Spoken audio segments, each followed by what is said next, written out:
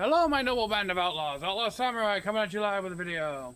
Well, you may be wondering, Outlaw, why do you have the Italian longsword? Longtime viewers of the channel know that this sword is completely blunt. So I only really use it for sparring and the occasional video where I need a blunt sword to do demonstrations with.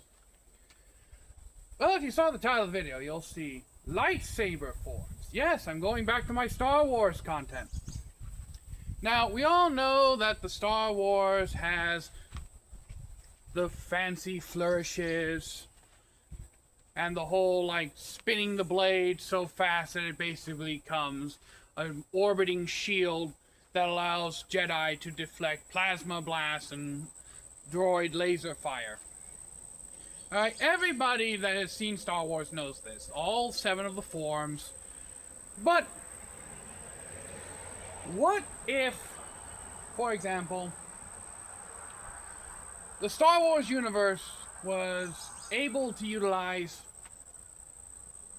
traditional sword techniques such as half-swording and the murder stroke or Schwanhau? I believe it's Schwanhau. How would that affect lightsaber combat? Well, the biggest thing that lightsabers in general, I don't care what form they take, they all need this. Hand protection. Because with swords, there is a thing called snipe cutting. What this is essentially just a little tiny peck of a cut. Not the massive full body swinging motion that you see in like anime and manga and shit like that. No, it's literally just a little tap and you're cut. Or as others would like to say, or and I believe some manuals say this, the flick cut, where it's basically just a flick of your wrist. That's a thing in historical swordsmanship. And lightsabers would make this extremely easy. Especially considering the fact that Jedi don't wear armor. Obi-Wan wore armor and Anakin wore armor because they were intelligent. Well, Anakin became Vader, but aside the point. Until, you know, the whole, like, oh, Jedi should not wear armor because it shows that you're a military organization instead of peacekeepers, and then Yoda had to get his green ass involved. And also believed fucking Palpatine. So, there's that. But, if you were to fight using historical techniques against a Jedi, for starters, we all see the whole classic Jedi getting into a bind thing. Well, sidestep and Kronpau their ass. This is a German master cut from German longsword. It was created to get out of the bind, where you basically go like this. Alright, I'll do it slower. You're in the bind, you flip the blade around for a snipe cut. Or, you're in the bind, purposely disengage and thrust forward. Lightsaber combat deals with a lot of heavy slashes and two-handed strikes. Dooku, obviously, he uses a more fencing, rapier style. That's because the actor who played Dooku in the prequel movies is actually, in real life, a historical Olympic fencer.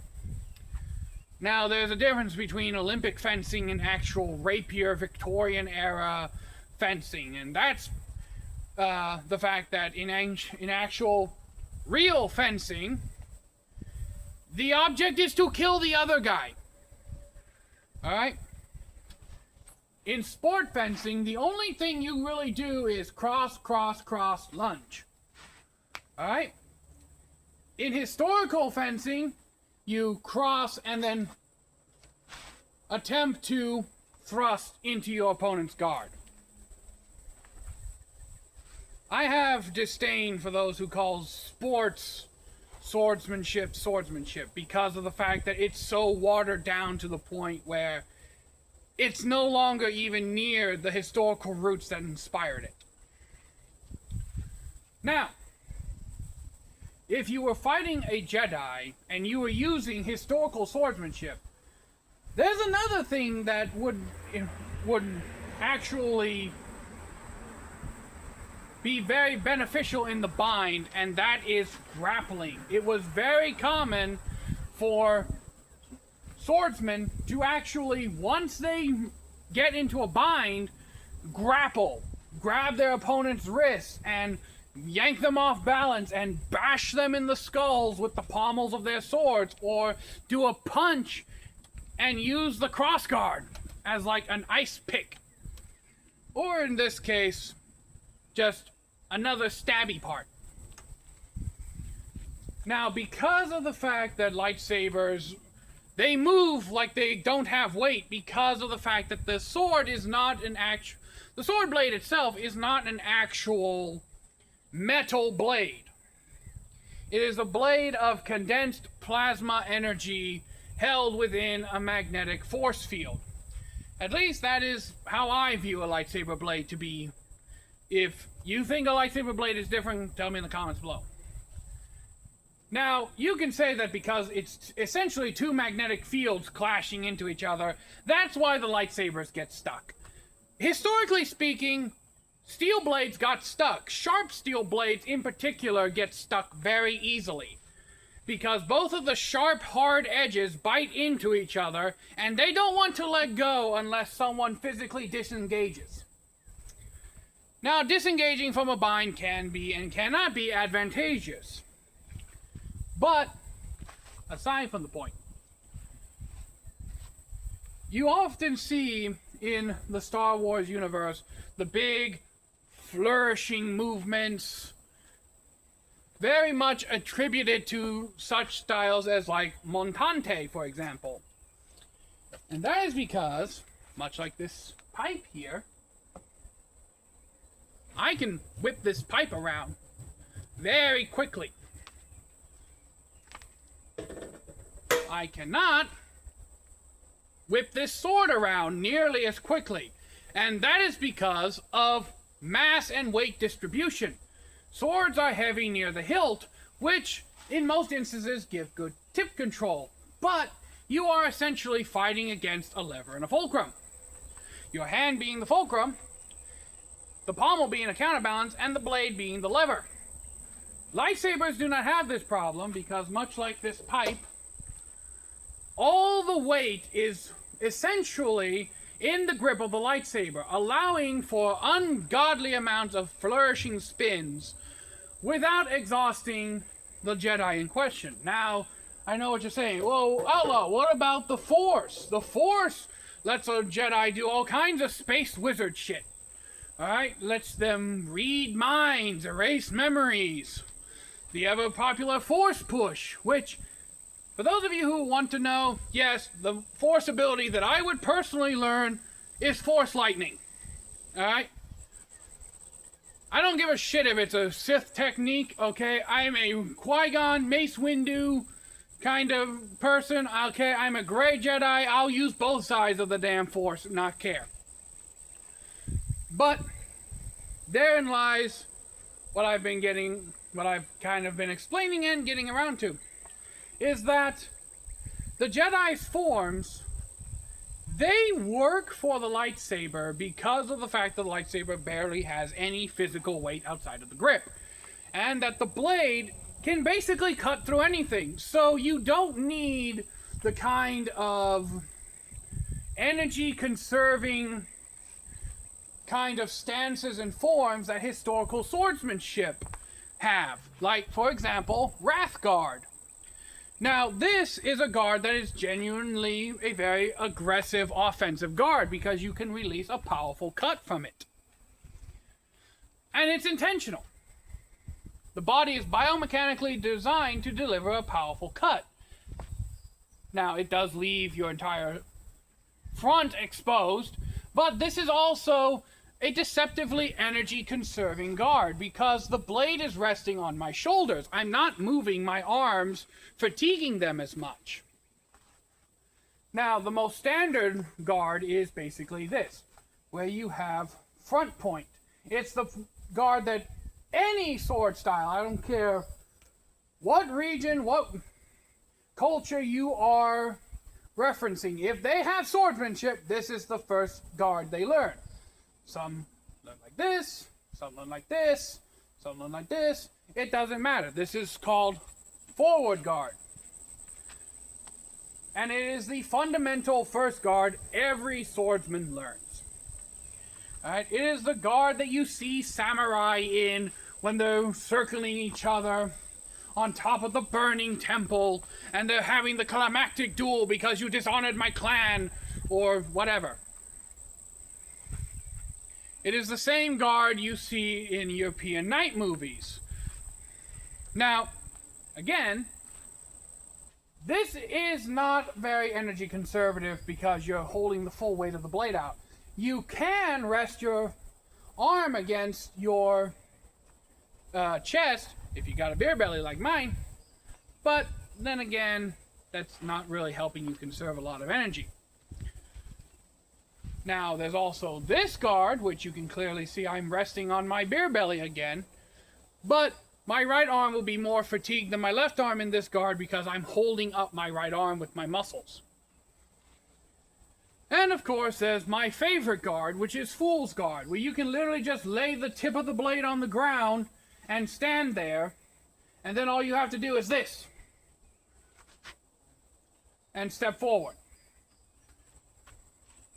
Because of the lightsaber's incredible lightness and weight distribution, none of these guards really matter. We don't see Jedi in Wrathguard for two main reasons. One, they don't really need to conserve their arm strength because of the fact they have the Force to augment their ability, and second, because a lightsaber would literally just chop off their arm. But we do see historical swordsmen in this guard because of what I just said. The guards from historical manuals, they're not just about protecting yourself or closing off lines of sight. They were developed for efficiency, for energy conservation, as much as physically possible. You do have trade-offs. For example, like I said, Wrathguard is very energy conservative. I'm not really putting a lot of torque or anything on the muscles of my arm. Alright? This is, I believe, Ox Guard or Plow Guard, one of the two. This is very energy draining because I'm holding up my arms, I'm holding up the blade, and because my arms are up here, blood has to work harder to pump up to my fingers. So I'm fatiguing my muscles more in this higher guard, but the blade does cover my shoulders and my torso. And again, Fool's Guard, by just resting the tip of the blade on the ground, I'm not wasting any excess energy. But the lightsaber doesn't run into this problem, unlike with a metal blade. Now, how would I actually go about fighting a Jedi if I have to use a sword? Well, first of all, we're going to assume that my sword is unable to be chopped in half by a lightsaber blade. We're going to assume I'm using a Kyber saber, which is the original weapon of the very first Jedi in the lore.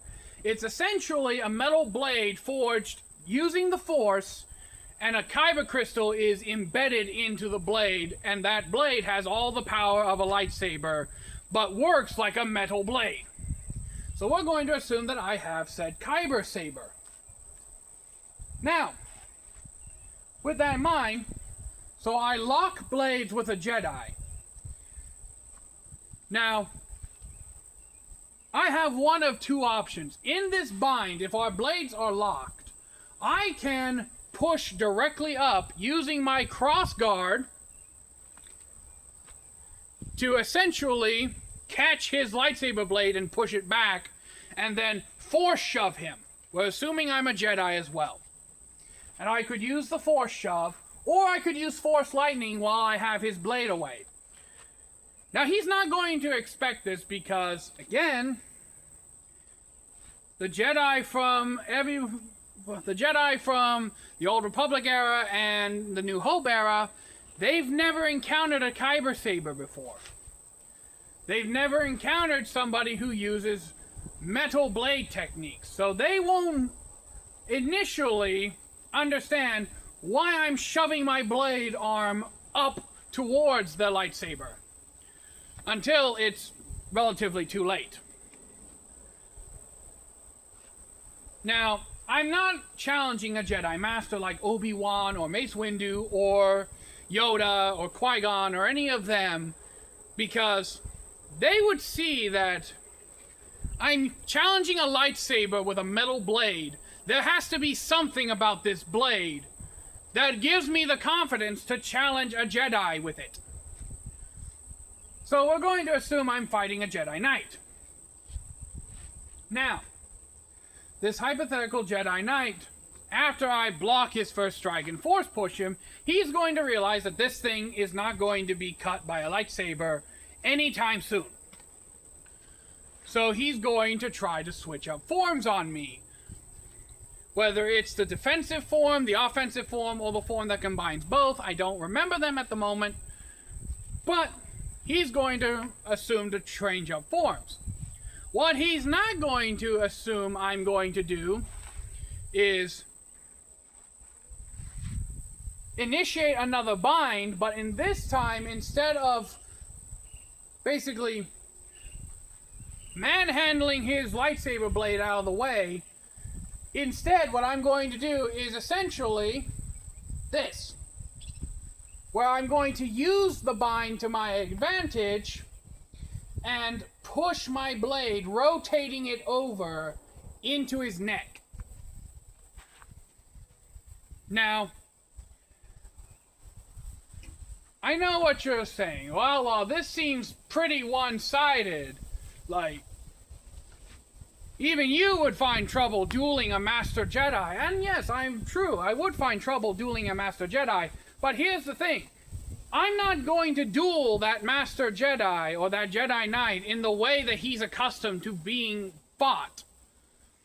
I'm entering this with Earth sword techniques that do not have all these wide, empty space and all this great flourishing.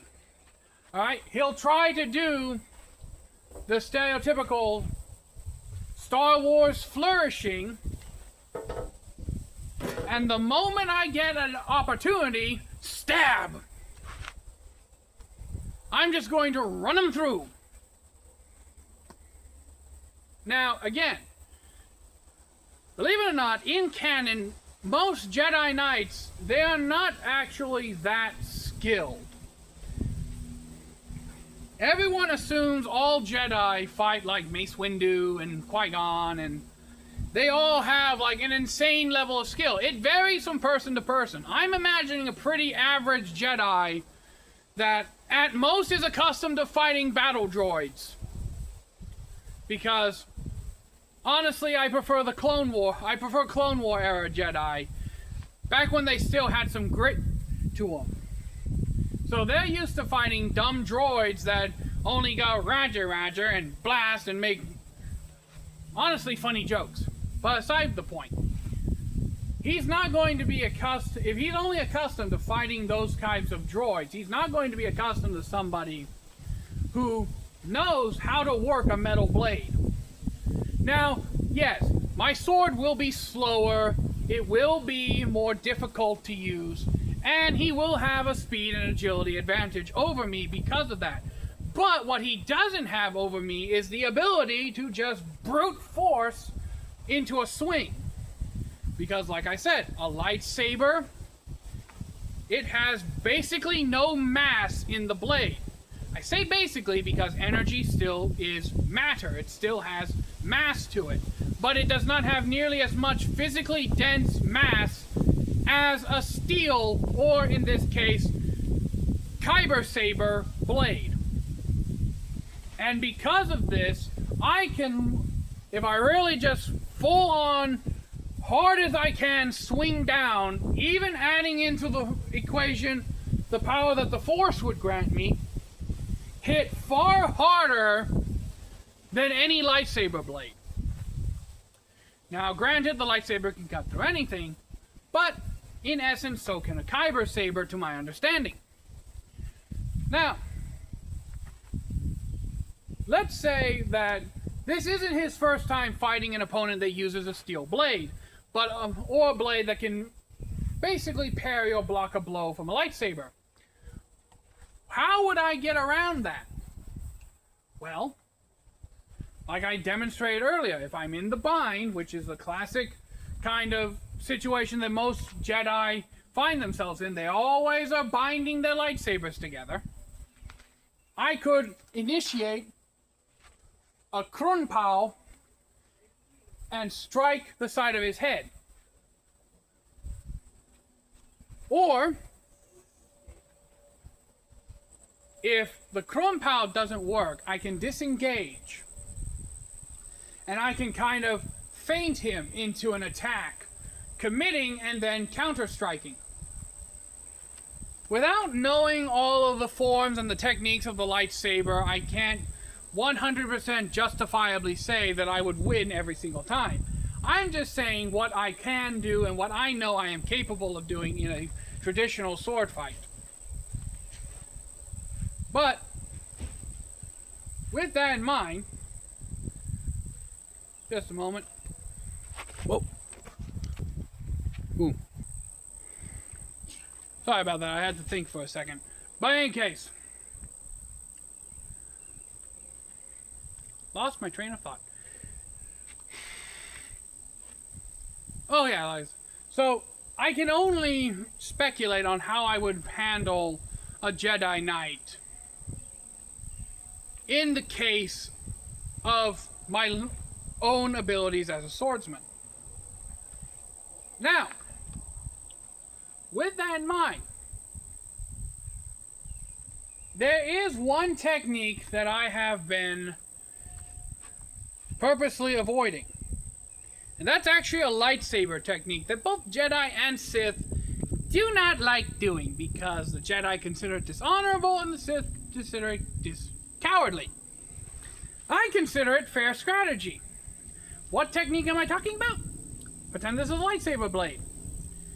Turn the lightsaber off, put guard to chest, and turn lightsaber back on. I would be spamming that technique. In a bind, turn off lightsaber. Sidestep, turn lightsaber on. Go through scalp. Alright? In a fight to the death, there's no such thing as honor. There's no such thing as fair play. You're fighting to survive. Okay? If I'm fighting you and we say to the death, okay, I don't give a fuck about honor. Alright? That's the thing. Honor goes right out the window. Alright? The ones who complain about honor are the ones that have never had to fight for their lives. Alright? Or the ones that consider stabbing your opponent in the back are the ones that have never been in a real fight. Because backstabbing is a viable technique, I don't care what anyone says. If you can get rid of your opponent just by stabbing them through the back, more power to you. You're not fighting for honor, you're fighting for your life. And that's a technique I will utilize myself. Call me a backstabber all you like, but in this content, in a fight to your life, it's acceptable.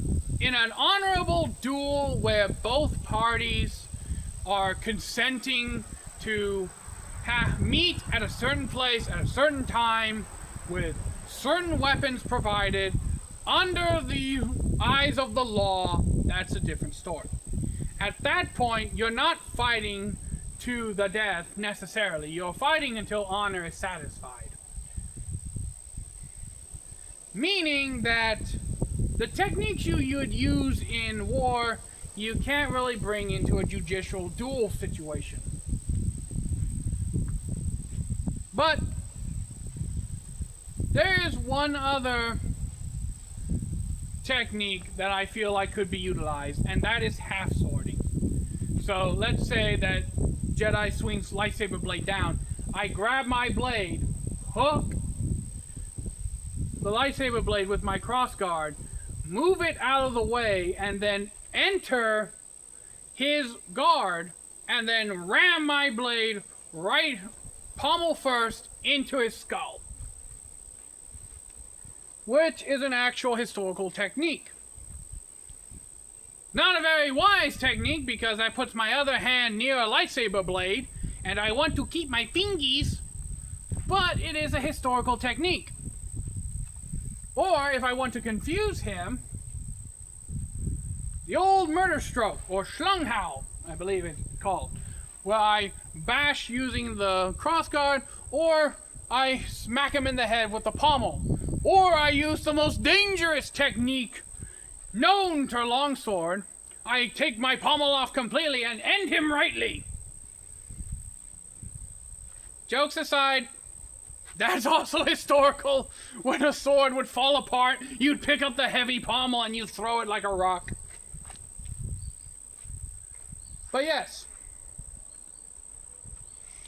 I know I've been a little bit of rambling and everything, but I'm getting back into the practice and the swing of making videos, so it's going to take me a while to get back into the whole, like, how I was able to just ramble off a video in 15 minutes kind of groove. But in any case, let me know what you think down in the comments below, my noble band of outlaws. How would you fight a Jedi using... Well, let's just say you have a kyber saber. How would you fight a Jedi using a kyber saber? So, let me know in the comments below, and until next time, my noble band of outlaws, Outlaw Samurai, to all y'all be crazy rednecks, be safe, use your weapons, and I am coming back slowly but surely.